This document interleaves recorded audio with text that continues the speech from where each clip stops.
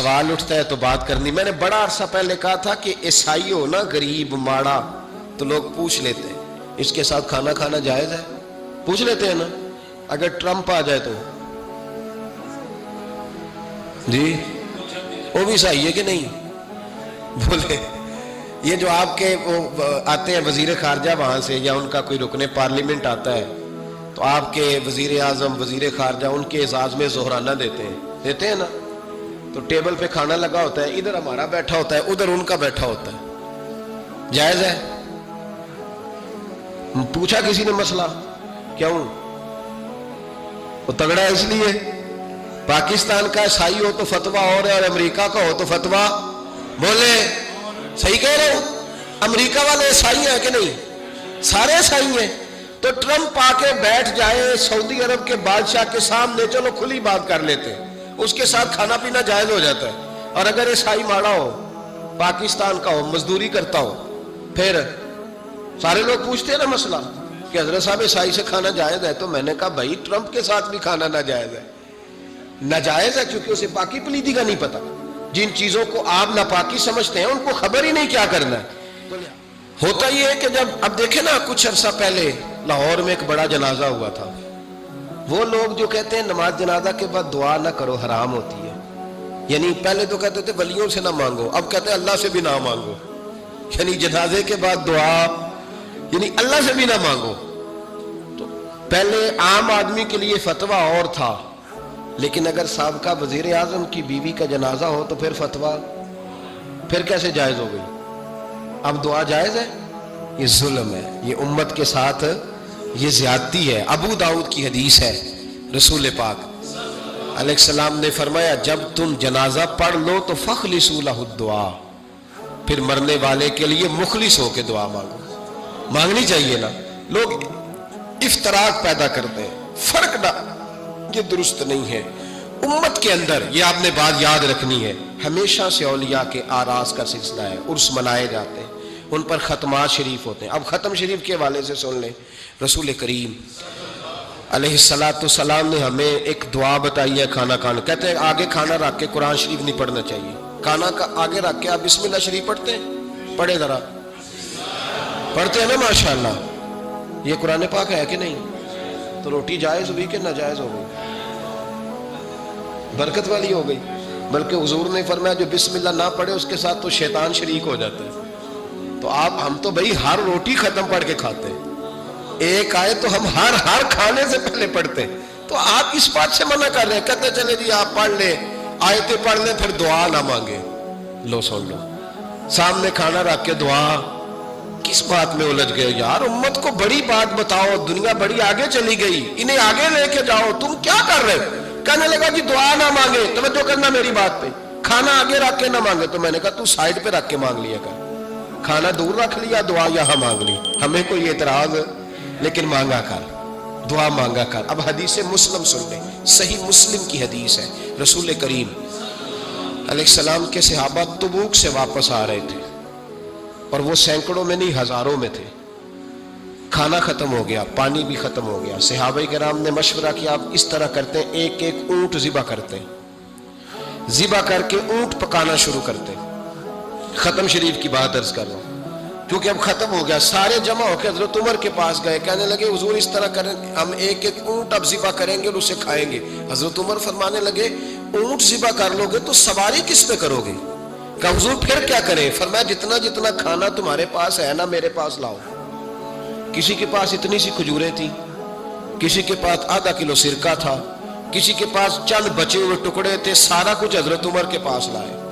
جناب عمر نے اپنی چادر میں اپنے صافے میں سارا کچھ باندھا, سیدھے دروازہ رسول پہ پہنچ گئے. نبی کریم علیہ السلام کے آگے کھانا رکھ کے, آگے لنگر رکھ کے حضرت عمر کہنے لگے یا رسول اللہ ذرا برکت کی دعا کر دیں. ہزاروں میں لشکر ہے. یہ نظریہ ہے جناب عمر فاروق کا, یہ طریقہ ہے حضرت عمر کا. نہ اس طرح کرو, امت کو نہ لڑاؤ. میرے رسول کریم علیہ السلام کے غلام نے حضرت عمر نے کھانا آگے رکھا تو حضور مسکرائے.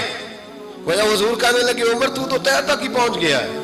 حضور مسکرائے اور مسکرا کے محبوب نے ہاتھ اٹھائے, دعا فرمائی, حضرت عمر کہتے ہیں جب میں اٹھا کے لے گیا تو وزن اس کا اتنا ہی تھا، جب میں لایا تھا جتنا وزن تھا وزن بعد میں بھی اتنا ہی تھا. فرماتے ہیں میں نے وہ کھول دیا، اتنا سا کھانا تھا، میں نے کہا لو بھی کھاتے جاؤ.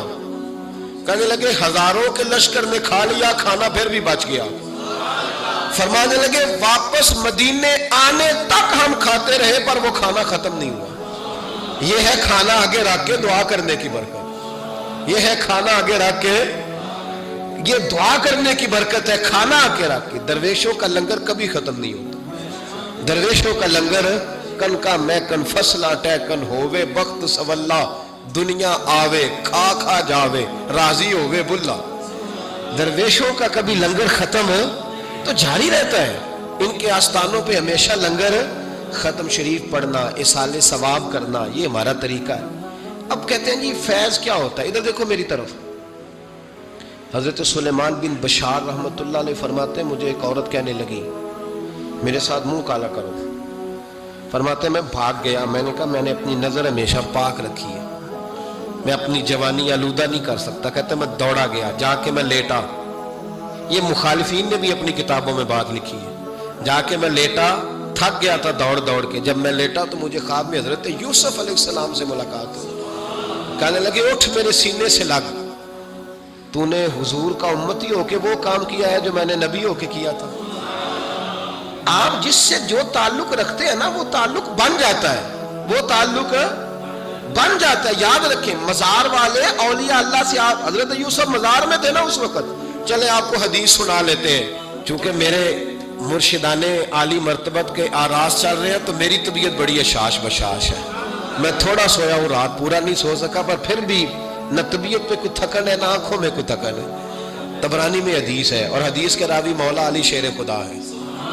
حضرت مولا علی شیر خدا کہتے ہیں ہم حضور کی بارگاہ میں بیٹھے تھے کہ بدو آ گیا دیہاتی.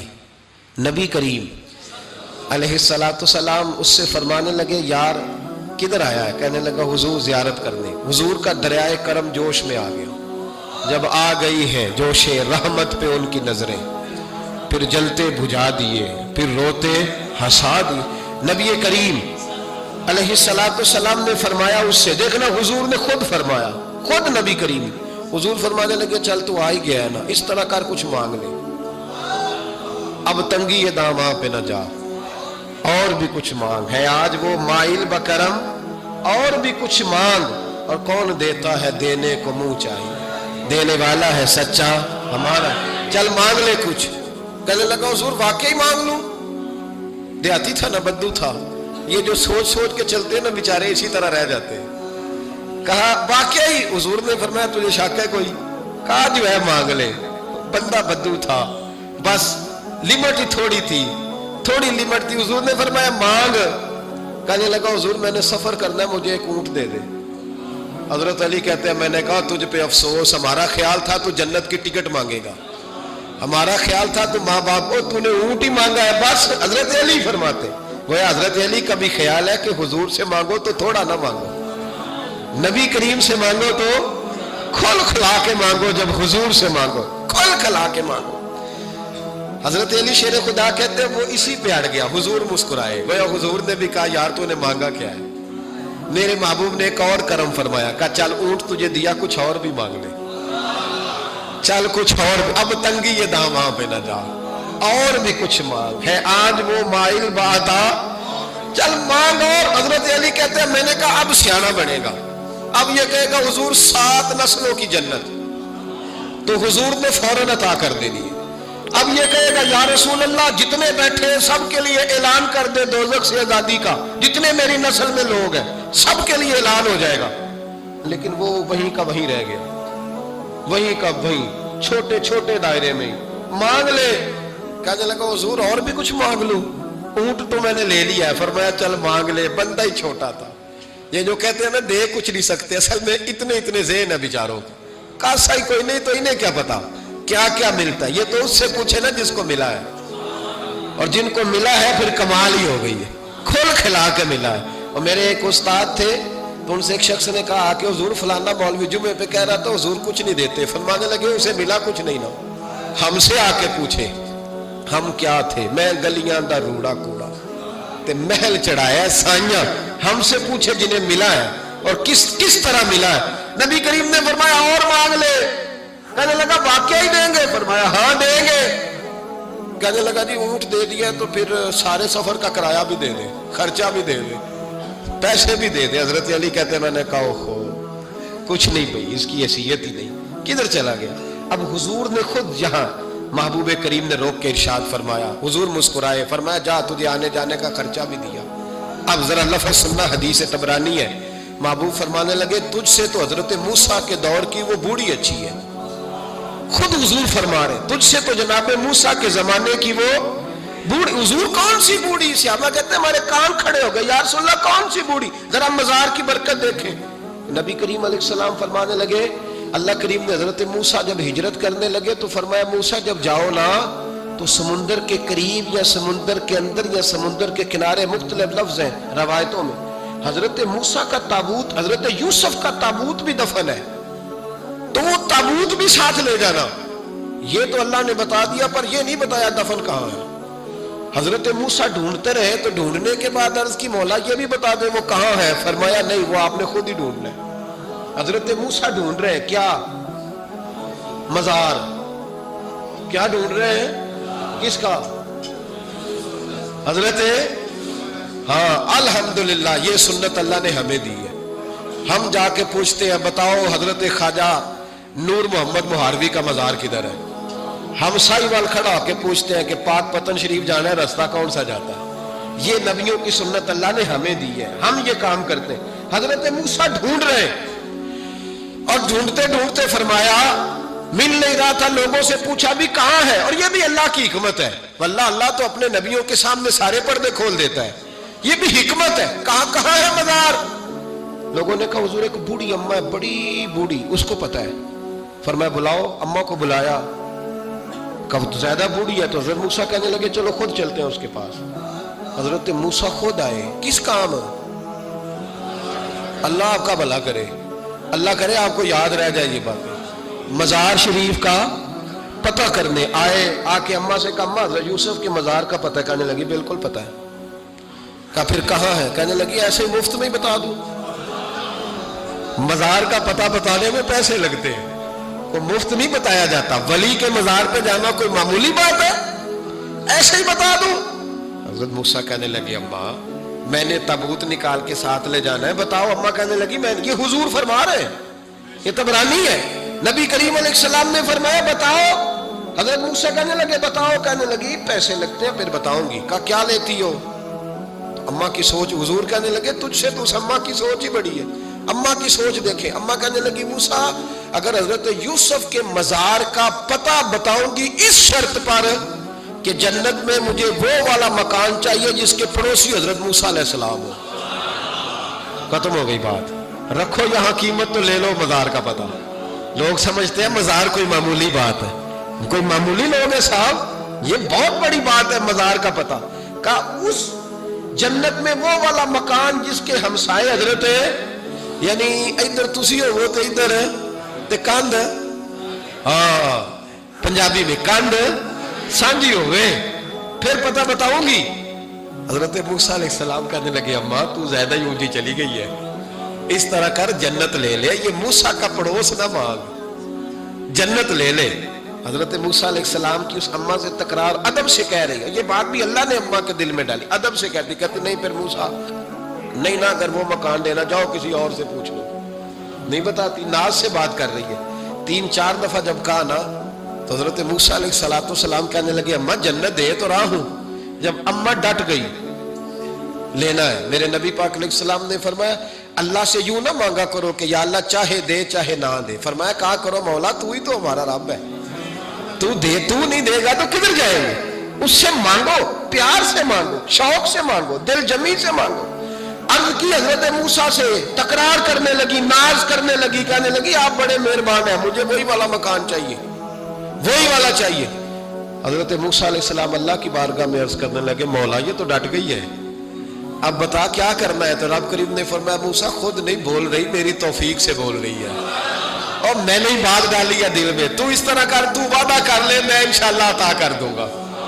حضرت موسیٰ نے وعدہ کیا تو اماں نے ایڈریس بتایا، بتاؤ مزار کی کتنی برکت ہوئی. بیان کون کر رہا ہے؟ میرے نبی پاک. اور امام خازن نے لکھا ہے جب جناب یوسف علیہ السلام کو دفن کیا گیا نا تو دریا کے کنارے دفن کیا گیا. جس کنارے دفن کیا گیا وہاں سے پانی کی ایک چھوٹی سی نالا گزرتا تھا. کھال بنائے جاتے ہیں نا پانی کے نالے, وہ نالا گزرتا تھا. تو ان کے مزار بنا ہوا تھا سنگ مرمر کا, تو جب گزرتا تھا تو جس طرف وہ سارا پانی چھو کے گزرتا تھا وہ علاقہ سرسبز و شاداب ہو گیا. ایک سائیڈ سرسبز ہوئی تو دوسری سائیڈ والے لوگ ناراض ہو گئے, کہنے لگے تمہارے اکیلے کے نبی نہیں تھے, ہمارے بھی ہیں, ہم نکالیں گے رات کو تابوت ادھر دفن کریں گے, ہمیں بھی تو سبزہ چاہیے نا, ہمارے کھیتوں کو بھی اسی دریا کا پانی لگتا ہے پر سبزہ نہیں. لیکن چونکہ حضرت سیدنا یوسف علیہ السلام کے مزار سے چونکہ گزرتا ہے تو تمہیں سبزہ ملتا ہے. اب فیصلہ کیا ہوا؟ امام خازن کہتے ہیں انہوں نے کہا اس طرح کرو حضرت یوسف کو وہیں رہنے دو, تو ایک اوپر سے کھال بنا لیتے ہیں, پانی سارا ادھر سے گزرے گا, آگے جا کے دو حصوں میں بانٹ لیں گے, آدھا ادھر چلا جائے گا آدھا ادھر چلا جائے گا. کہتے ہیں جب انہوں نے بانٹا تو سارا علاقہ ہی سرسبز و شاداب ہو گیا. اس پاکستان میں کون سا ظلم ہے جو نہیں ہوا؟ کون سا ظلم ہے جو یہاں نہیں ہوا؟ کون سا جرم ہے جو لوگوں نے نہیں کیا؟ لیکن پتہ ہے اس کے کھیت خشک نہیں ہوئے. آپ کو پتہ ہے اس وطن کی دھرتی پر سبزہ اگنا بند نہیں ہوا. آپ کو پتہ ہے یہاں سب کچھ ہوا, حکمران لوٹ کے کھا گئے, لیکن اس دھرتی پہ کبھی خشک سالی نہیں آئی. یہاں کبھی کھیتوں نے سبزہ اگانے سے انکار نہیں کیا, یہاں کے درخت پھل دیتے رہے. پتہ ہے کس کی برکت سے؟ داتا علی اجویری کی برکت سے. تم داتا صاحب کو بات کرتے ہو, یہ جو تیرے گھر میں پھل آتا ہے اور زمین اگاتی ہے یہ گنج بخش علی حجویری کی برکت ہے, یہ فرید الدین گنج شکر کی برکت ہے, یہ بہاؤالدین زکریا ملتانی کی برکت ہے, یہ محدث اعظم پاکستان کی برکت ہے, یہ میاں شیر محمد شرکپوری کی برکت ہے, یہ امیر ملت پیر جماعت علی شاہ کی برکت ہے, یہ ان درویشوں کی برکت ہے کہ ان کے مزار زمین پہ بنے ہیں تو سبزہ اگتا رہتا ہے, بہاریں ہوتی رہتی ہیں, پھول. تو ان کا شکریہ ادا کرنے کی بجائے مخالفت کرنے لگ گیا, تو الٹا بات کرنے لگ گیا. پڑھنا کتاب تجھے سمجھ آئے گی, تجھے مل کہاں سے رہا ہے. رب کریم تو ان کی حیا ہی بڑی کرتا ہے. ایک شخص مجھے کہنے لگے جی قبر کیا ہوتی ہے, آپ مزار پہ چلے جاتے ہیں. میں نے کہا تجھے آج تک نہیں سمجھ آئی؟ پڑھ ترمذی شریف, نبی پاک نے فرمایا قبر المومن روضۃ من ریاض الجنہ. مومن کی قبر قبر نہیں ہوتی, جنت کا ٹکڑا ہوتی ہے.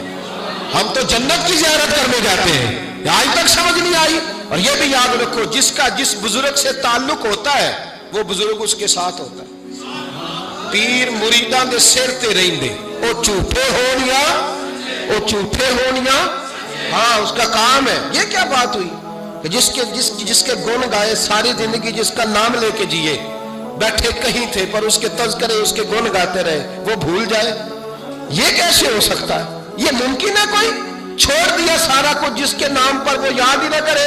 سنو اعلیٰ حضرت فاضل بریلوی کے خلفاء سید نعیم الدین مراد آبادی, ملک العلماء مولانا ظفر الدین بہاری, صدر الشریعہ مولانا امجد علی صاحب اعظمی کہتے ہیں کبھی کبھی رات کو اعلیٰ حضرت کے پاس بیٹھے ہوتے تو اچانک اعلیٰ حضرت فرماتے اٹھو جاؤ, لکھنے پڑھنے کا کام ہو رہا ہے. اعلیٰ حضرت فرماتے اٹھو بھی جاؤ, کل کریں گے کام.